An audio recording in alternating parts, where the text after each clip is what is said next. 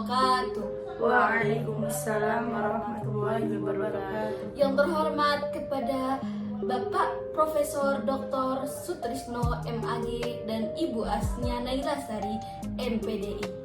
Di sini saya dan teman-teman saya akan memperkenalkan diri. Perkenalkan, nama saya Abdul Yazid Esni dengan NIM 211040100022. Dan saya Azka Aulia Ma'adani dengan NIM 211040100037. Dan saya Rumuliana Sabrianti dengan NIM 211040100038. Di sini saya dan teman-teman saya akan membawakan podcast mengenai penerapan komunikasi dalam dunia pendidikan. Nah, dalam dunia pendidikan sendiri kita sangat membutuhkan yang namanya komunikasi yang bertujuan agar strategi pendidikan ini jauh lebih baik dan efektif. Nah, untuk sebelum memasuki ke strategi-strategi, dalam komunikasi itu kan perlu ada unsur-unsur yang harus kita ketahui. Lalu apa saja sih unsur-unsur yang ada dalam komunikasi dalam dunia pendidikan itu? Setahu saya unsur komunikasi dalam dunia pendidikan itu ada 5. Yang pertama itu unsur manusia, dan yang kedua adalah materi pendidikan, yang ketiga alat atau media, yang keempat yaitu metode atau teknik, dan untuk yang terakhir yaitu unsur lingkungan. Nah, itu macam-macam dari unsurnya. Adapun pengertian dari unsurnya yaitu yang pertama adalah unsur manusia. Unsur manusia ini bertindak sebagai penyaji, pengelola, penyampaian informasi. Makanya, suatu pendidik ini memberikan informasi yang efektif dan baik kepada peserta didiknya yang sebagai komunikan. Untuk yang kedua yaitu materi pendidikan. Materi pendidikan adalah segala sesuatu yang disampaikan kepada peserta didik untuk mencapai tujuan pendidikan yang telah ditetapkan. Dan untuk yang ketiga yaitu alat atau media. Alat atau media yaitu teknologi pembawa pesan yang dimanfaatkan untuk keperluan pembelajaran, seperti halnya gambar, video, buku pembelajaran, dan masih banyak lagi. Dan yang terakhir adalah metode teknik dan lingkungan. Metode teknik sendiri merupakan cara atau metode yang telah disiapkan, yang telah dirancang sebagai bahan atau peralatan supaya proses pembelajaran itu berjalan dengan komunikasi yang efektif. Nah, lingkungan sendiri merupakan situasi sekitar atau di mana peristiwa itu terjadi, juga pesan itu diterima.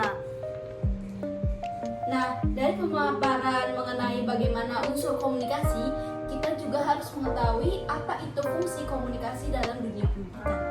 Berikut saya akan menyebutkan beberapa fungsi komunikasi dalam dunia pendidikan. Untuk yang pertama yaitu fungsi informatif.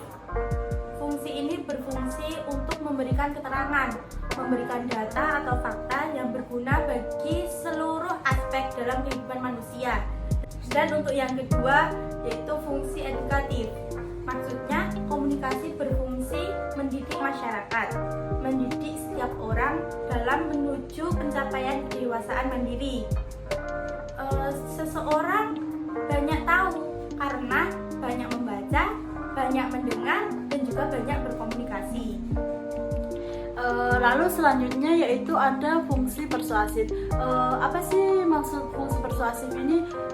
Fungsi persuasif ini merupakan komunikasi ini bisa membujuk orang lain supaya dia itu bertindak seperti apa yang diinginkan oleh komunikator, untuk membangkitkan pengertian dan kesadaran komunikan ini. Komunikator bisa memberi motivasi atau bimbingan.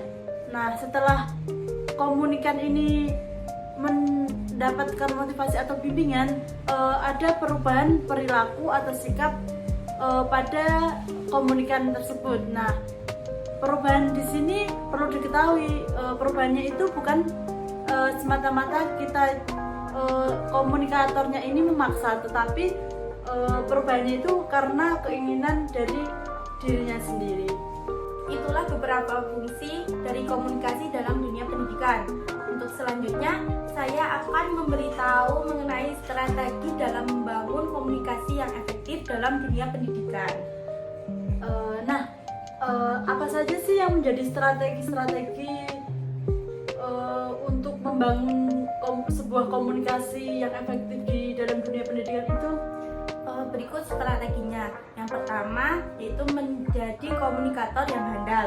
Untuk yang kedua, mengajukan pertanyaan. Yang ketiga, menerapkan metode pembelajaran diskusi. Yang keempat, menerapkan metode pembelajaran debat. Dan untuk yang kelima, menerapkan metode pembelajaran presentasi. Yang untuk selanjutnya akan disampaikan oleh teman saya. Selanjutnya adalah menjadi pendengar yang aktif dan baik, menjadi pendorong supaya siswanya itu lebih ekspresif, menjadi umpan balik.